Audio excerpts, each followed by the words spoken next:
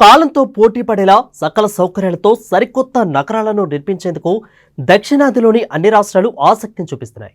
నవతరం కోసం కొత్త సిటీల నిర్మాణంపై ఫోకస్ చేస్తున్నాయి. తెలంగాణ, ఏపీ, తమిళనాడు, కర్ణాటక ఇలా స్టేట్ ఏదైనా ఇదే మంత్రాన్ని జపిస్తున్నారు. ఆయా రాష్ట్రాల్లో అధికారంలో ఉన్న పార్టీల అధినేతలు న్యూ జనరేషన్ సిటీల వైపు అడుగులేస్తున్నారు. ఓ కోవలోని తెలంగాణలో ఫ్యూచర్ సిటీ, తమిళనాడులోని గిఫ్ట్ సిటీ, ఏపీలోని అమరావతి, కర్ణాటకలోని క్వీన్ సిటీ ఇలా రూపుదిద్దుకుంటున్నాయి.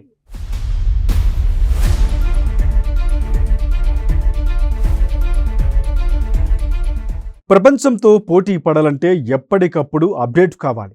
కాలంతో పోటీ పడేలా మన ఆలోచనలు ఉండాలి. కలలు కనటమే కాదు, వాటిని సాకారం చేసుకునేందుకు శ్రమించాలి. ఆ దిశగానే ఇప్పటి ప్రభుత్వాలు ఆలోచిస్తున్నాయి. కలలు కనండి, అద్భుతాలు ఆవిష్కరించండి అన్న డాక్టర్ అబ్దుల్ కలాం మాటలు స్ఫూర్తిగా తీసుకుంటున్నారు నేటి ప్రభుత్వాల అధినేతలు. కలలు కనటమే కాదు, అద్భుత నగరాలు నిర్మిస్తామని నేటి నేతలు చాటి చెబుతున్నారు. నవనగరాల నిర్మాణంలో దూసుకుపోతున్నారు. చరిత్రలో తమ ముద్ర శాశ్వతంగా ఉండేందుకు తపన పడుతున్నారు. కాలంతో పరిగెడుతూ కలలు నగరాలకు సరికొత్త రూపమిస్తున్నారు. తమ ప్రస్తావన వస్తే చాలు, ఆ నవనగరాలు కళ్ళ ముందు కనిపించాలన్న దూరదృష్టితో ఆలోచిస్తున్నారు.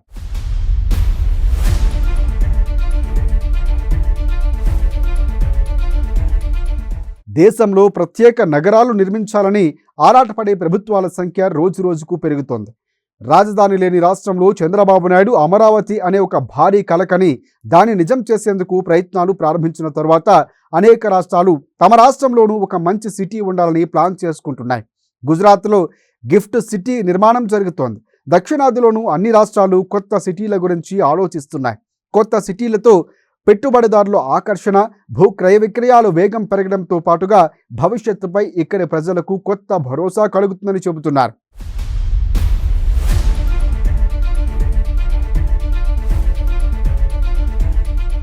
దక్షిణాది రాష్ట్రాలకు కొత్త సిటీలు నిర్మించడం అనేది కొత్త టాస్క్గా మారిపోయింది. రాజధాని లేని రాష్ట్రానికి చంద్రబాబు నాయుడు అమరావతి నిర్మించాలని ప్రయత్నిస్తున్నారు. జగన్ వచ్చాక అది అటకెక్కిన ఇప్పుడు చంద్రబాబు మళ్లీ పట్టాలెక్కిస్తున్నారు. అమరావతి నగరాన్ని చంద్రబాబు నిర్మిస్తూ ఉండగా తెలంగాణలో ఫ్యూచర్ సిటీని ముఖ్యమంత్రి రేవంత్ రెడ్డి నిర్మిస్తున్నారు. ఇంకా తమిళనాడులో గ్లోబల్ సిటీ, కర్ణాటకలో క్వీన్ సిటీ, గుజరాత్లో గిఫ్ట్ సిటీ ఇలా నవనగరాలు భారతదేశంలో సరికొత్త చరిత్రను లిఖించబోతున్నాయి.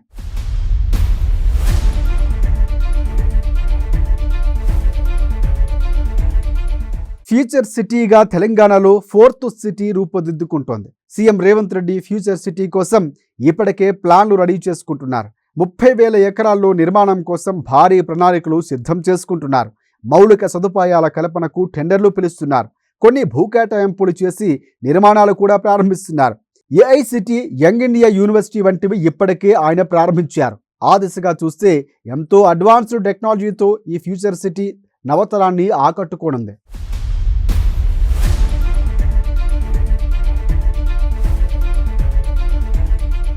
తమిళనాడు ప్రభుత్వం గ్లోబల్ సిటీని ప్రతిపాదించింది. చెన్నైకు సమీపంలో 2,000 ఎకరాల్లో మొదటి దశలో దీన్ని నిర్మించాలని నిర్ణయించుకున్నారు. ఓ అత్యాధునిక నగరంగా దీన్ని నిర్మిస్తామని ప్రభుత్వం ప్రకటించింది. చెన్నైనే అతిపెద్ద నగరం. ఇప్పుడు మరొక నగరం ఎందుకన్న డౌట్ వస్తుంది. కానీ ఇప్పుడు ఇదో కొత్త పాలసీగా మారింది. అత్యాధునిక అవసరాలు, పెట్టుబడిదారుల ఆకర్షణలో ఇదొక కొత్త ప్రయోగంగా మారింది. హైదరాబాద్లో విజయవంతమైన సైబరాబాద్, బెంగళూరులో విజయవంతమైన ఎలక్ట్రానిక్స్ సిటీ వీటికి రోల్ మోడల్స్గా ఉన్నాయి. అందుకే వాటికి ఏమాత్రం తీసిపోని విధంగా గ్లోబల్ సిటీ నిర్మాణం జరుగుతోంది.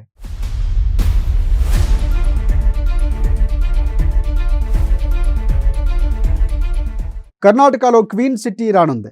సీఎం సిద్ధరామయ్య కొద్ది రోజుల కిందట క్వీన్ పేరుతో కొత్త సిటీకి బెంగళూరుకు కాస్త దూరంగా నిర్మిస్తున్నారు. అటు ఎయిర్పోర్ట్, ఇటు బెంగళూరుకు సమదూరంలో దొడ్డబల్లాపూర్ వద్ద ఈ సిటీకి శంకుస్థాపన చేశారు. నాలెడ్జ్, హెల్త్, ఇన్నోవేషన్, రీసెర్చ్కు కేంద్రంగా ఉండేలా ఈ సిటీ నిర్మిస్తామని అంటున్నారు.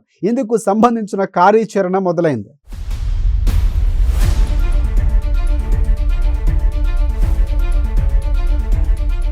మొత్తంగా పెట్టుబడుల ఆకర్షణే ప్రధాన ధ్యేయంగా కొత్త నగరాలు నిర్మించేందుకు ప్రభుత్వాలు ఆసక్తిని చూపిస్తున్నాయి. ఉత్తరాది కంటే దక్షిణాదిలో కొత్త నగరాలకు మంచి స్కోప్ ఉంది. అందుకే ఆయా రాష్ట్రాల్లో ప్రముఖ నగరాలు ఉన్నప్పటికీ కొత్త నగరాల నిర్మాణంపై ప్రభుత్వాలు ఫోకస్ చేస్తున్నాయి.